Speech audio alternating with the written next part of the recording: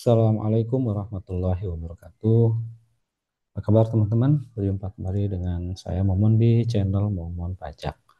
Teman-teman, pada kesempatan kali ini saya akan berbagi tentang bagaimana cara melakukan pembuatan kode billing atau ID billing di aplikasi Cortex ya. Jadi tolong silakan disimak video ini dan jangan lupa bagi yang belum untuk subscribe, like, and share-nya atau pertanyaannya silakan. Jadi teman-teman untuk membuat billing di aplikasi Cortex ini ya, teman-teman tentu saja harus melakukan login di Cortex ya, di https cortexdjppajak.go.id. Jadi teman-teman bisa menggunakan akun orang pribadi atau akun PIC badannya. Untuk pembuatan billing ini tergantung dengan billing yang akan dibuat. Nah, teman-teman, selanjutnya setelah teman-teman masuk di Cortex, jangan lupa untuk memasukkan NIK ya untuk pribadi tadi atau NPWP untuk badan. Jadi kalau misalnya mau membuat billing untuk pribadi ya teman-teman isikan NIK. Kalau membuat billing untuk badan maka masukkan NPWP badannya. Kemudian masukkan kata sandi yang sudah dibuat, kemudian masukkan captcha-nya dan klik login ya. Teman-teman seperti itu. Nah, sekarang teman-teman, untuk pembuatan ID billing ini sekarang bisa dilakukan maksudnya dengan tiga jenis ya. Sekarang pembuatan billing ada tiga jenis. Yang pertama, pembuatan ID billing mandiri. Jadi ini untuk yang bisa kita lakukan secara langsung. Kemudian pembuatan ID billing atas tagihan pajak. Jadi khusus tagihan pajak, SKP atau STP itu sudah ada menu tersendiri. Dan yang ketiga adalah pembuatan ID billing atas SPT. Nah, jadi ada beberapa SPT yang tidak bisa terkait dengan SPT ini tidak bisa dibuat dengan ID billing mandiri, tapi memang harus dari menu SPT. Artinya dari menu buat bukti potong atau buat faktur baru nanti bisa dibuat billingnya. Seperti itu ya teman-teman. Jadi beda dengan yang eh, apa namanya konsep mekanisme sebelumnya yang bisa langsung buat billing atas seluruh seluruh jenis ini. Sekarang itu dibagi menjadi tiga. Ya, kita akan lihat satu persatu seperti apa. Nah, sekarang kita akan melihat bagaimana mencoba atau membuat ID billing mandiri ini. Jadi, ketika akan membuat ID billing mandiri, itu ada ya maksudnya semuanya nanti masuk ke menu pembayaran, kemudian layanan mandiri kode billing ya. Jadi di sini nih, layanan mandiri kode billing. Silakan teman-teman masuk, kemudian pilih layanan mandiri kode billingnya. Kemudian setelah itu akan ada verifikasi. Verifikasi identitas wajib pajak. Jadi nanti di sini akan muncul nama wajib pajaknya. Jadi teman-teman harap perhatikan, jadi jangan sampai salah dalam membuat billing. Karena ada beberapa kesalahan, misalnya wajib pajak sebenarnya ingin membuat billing untuk perusahaan atau instansi atau badan. Nah, tetapi karena dia login dari pribadi dan belum impersonate, ya maka yang muncul di sini adalah nama pribadinya. Sehingga salah dalam membuat billing. Padahal dia ingin membuat billing atas nama perusahaan atau nama badan atau nama instansinya. Jadi ketika pertama kali harus dilihat dulu atas nama siapa billing tersebut akan terbuat ya. Jadi ketika sudah sesuai untuk pribadi, kita lanjut atau untuk perusahaan, kita pastikan nama perusahaan yang muncul. Ini kita klik lanjut. Kemudian nanti setelah itu akan ada langkah kedua untuk memilih jenis setorannya atau jenis KAP-nya, kode akun pajak atau kode jenis setoran. Jadi yang bisa dibuat ya salah satunya untuk PPh final atas pengalihan tanah ya, harta berupa tanah atau bangunan. Nah, ini bisa dibuat langsung secara mandiri. Contohnya seperti itu. Jadi tinggal kita pilih saja ya, tinggal kita pilih drop down, kemudian pilih masanya, kemudian nanti kalau terkait dengan PPh final ini, itu nanti akan otomatis muncul data-datanya di sini yang harus kita isi kembali. Jadi kalau misalnya kita ingin membuat terkait dengan PPh final pengalihan ini, nanti akan muncul pilihan nama objek pajaknya, itu kita isi, kemudian alamatnya juga, nah provinsinya itu selanjutnya adalah kita tinggal drop down saja. Kita pilih saja misalnya lokasinya di mana provinsi, kabupaten atau kota, kemudian kecamatan, kelurahan. Kalau sudah terisi semua, maka kita kembali pilih lanjut. Nah, ini teman-teman, ini contoh billing yang sudah oh ya, sebelumnya setelah langkah kedua ini, langkah ketiganya adalah kita memasukkan nilai ya. Memasukkan nilai yang akan kita buat pembayaran melalui billing ini. Jadi uang mata uangnya itu sudah otomatis, kemudian kita masukkan nilainya 5 juta misalnya, dan nanti keterangannya kita bisa isi secara manual ya. Misalnya kalau di sini ya PPHTB atau misalnya kita isi terkait dengan sertifikat hak milik dan lain-lain sebagainya. Jadi disesuaikan dengan kebutuhan kita. Kalaupun kalau misalnya kita tidak isi di bagian keterangan ini juga tidak apa-apa. Setelah selesai kita isi nilainya, kemudian baru kita unduh ya. Langkah selanjutnya adalah dengan mengunduh kode billing ini. Nanti secara otomatis billing ini akan muncul ya, akan tercetak dalam bentuk PDF. Ini contoh billing yang akan dicetak ya. Jadi kode billingnya sudah muncul, kemudian ada nama, alamat, kita perhatikan lagi ya, nama alamatnya ini jangan sampai salah, mata uangnya. Kemudian juga ada kode jenis setorannya, kita perhatikan masa pajaknya, kemudian nomor objek pajaknya dan nominalnya. Jadi betul-betul diperhatikan karena apa? Karena kalau salah ya akan agak susah sekarang untuk bisa dilakukan pembinaan bukuan tapi melalui mekanisme pengembalian. Uraiannya, kemudian ada kode billing ya, ini sama dengan yang di atas dan ada masa aktifnya. Jadi teman-teman, untuk pembuatan billing ini mempunyai masa aktif sekarang itu 1 minggu. Jadi dalam jangka 1 minggu, kode billing ini masih aktif. Ketika sudah lewat dari masa aktif ini, ya teman-teman tidak bisa melakukan pembayaran dengan kode billing ini.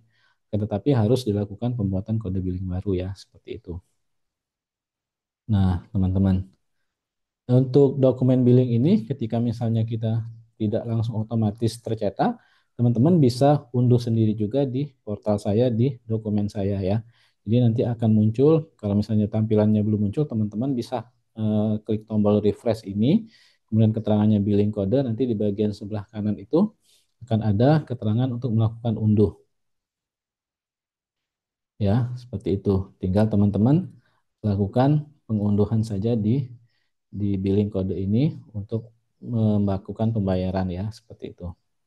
Nah, kemudian yang kedua, teman-teman, billing ini juga bisa kita buat atas tagihan pajak ya. Jadi, untuk tagihan-tagihan pajak yang sudah kita terima misalnya atas SKP atau STP itu pembuatan billingnya tidak melalui layanan mandiri tadi, tapi melalui menu yang khusus ada di billing ini yaitu di menu pembuatan kode billing atas tagihan pajak ya. Jadi tagihan pajak yang sudah terbentuk STP-nya yang sudah terbentuk SKP-nya yang kita ingin lakukan pembayaran, maka untuk melakukan pembayarannya dari menu pembuatan kode billing atas tagihan pajak tersebut ya teman-teman.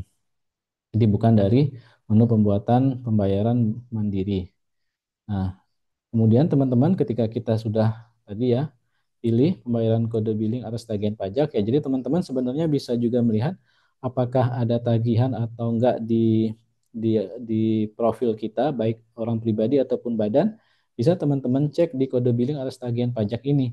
Jadi kalau teman-teman misalnya sudah ngecek di sini ada tagihan, ya berarti ada tagihan yang memang harus diselesaikan. Kalau misalnya tidak ada, ya berarti memang tidak ada tunggakan atas akun wajib pajak tersebut. Silakan teman-teman buka di situ. Kemudian nanti teman-teman ini tampilannya ketika ada tagihan pajak ya. Ini contohnya teman-teman salah satunya ini nomor ketetapannya 016181007 ya. Jadi untuk membaca ini seperti ini teman-teman. Ini nomor nomor urut ya seperti itu. Jadi 107 ini adalah kalau kode 1 itu adalah STP. Jadi STP ini biasanya terkait dengan sanksi administrasi.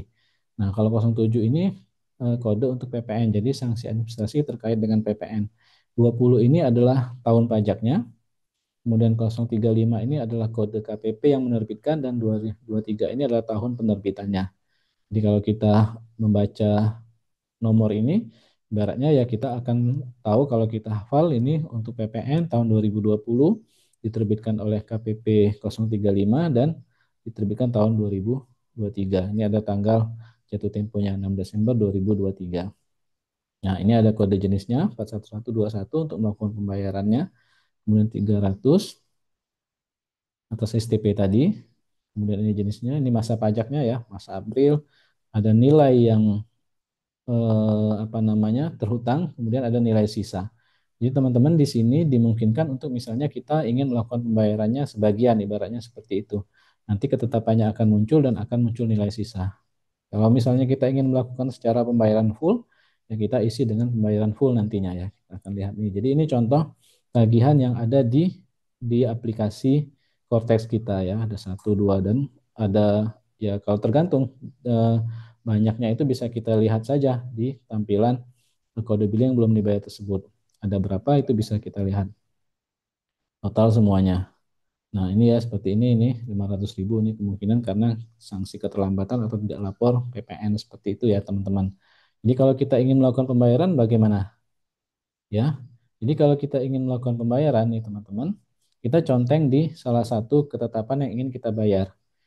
Jadi kita conteng di sini, kemudian kita nanti akan muncul kotak untuk kita misalnya ingin melakukan pembayaran. Misalnya dari nilai 4.188.000 ini, kita hanya ingin membayar 100.000 misalnya. Ya, kita tulis 100.000. Seperti itu.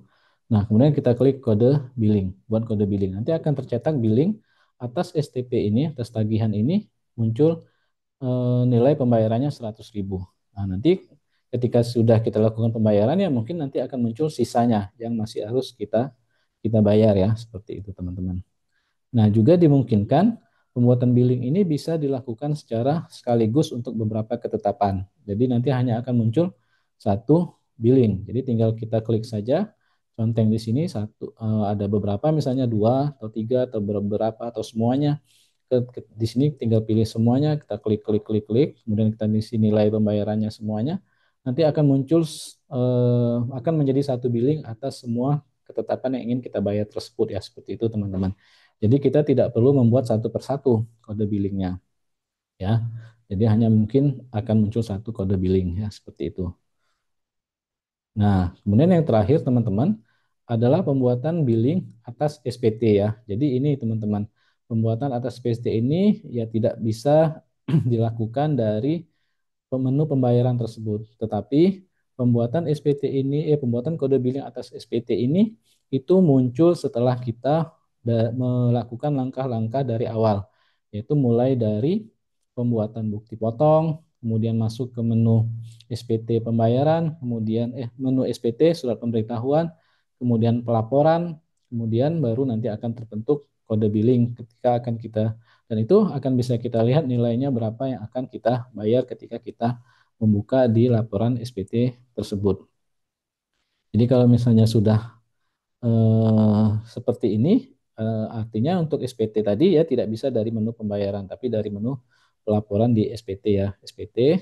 Kemudian kalau belum ada konsepnya, kita buat konsepnya seperti itu. Nanti ketika misalnya sudah masuk ke SPT-nya, konsepnya, ini contohnya SPT masa unifikasi, nanti akan muncul pilihan untuk melakukan bayar dan lapor. Jadi kita sudah ngecek semua, tekan tombol dan bayar lapor untuk melakukan pembayarannya. Nah, pembayaran SPT masa ini juga bisa melalui dua mekanisme ya teman-teman. Jadi bisa melalui deposit atau melalui buat billing. Jadi deposit ini teman-teman itu dibuatnya dari mana? Kalau deposit itu bisa dibuat dari pembuatan kode billing mandiri tadi ya, yang pertama. Jadi di sana ada menu untuk pembuatan deposit.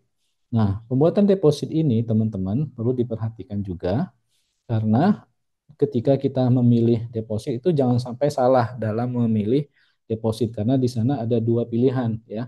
Pastikan yang teman-teman masukkan itu kodenya adalah 100 411 618 100 ya untuk pembayaran deposit panjang. Kalau yang 411 618 200 itu untuk pembayaran deposit SPT tahunan. Jadi jangan sampai salah ya teman-teman. Dan kedua, menjadi catatan juga, untuk pembayaran deposit ini, itu akan dihitung sejak kita melakukan pembayaran depositnya.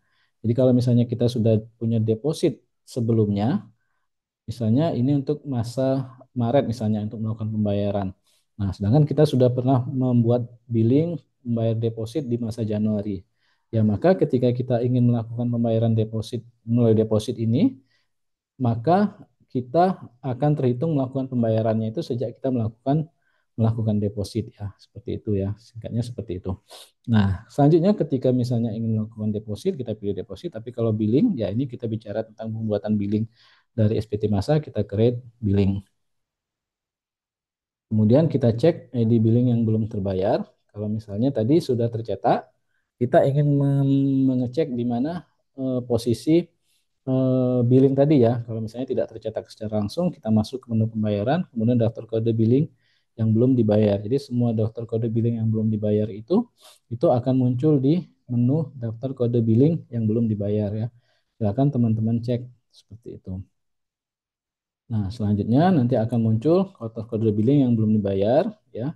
Daftar kode billing belum dibayar, kode billing yang masih aktif.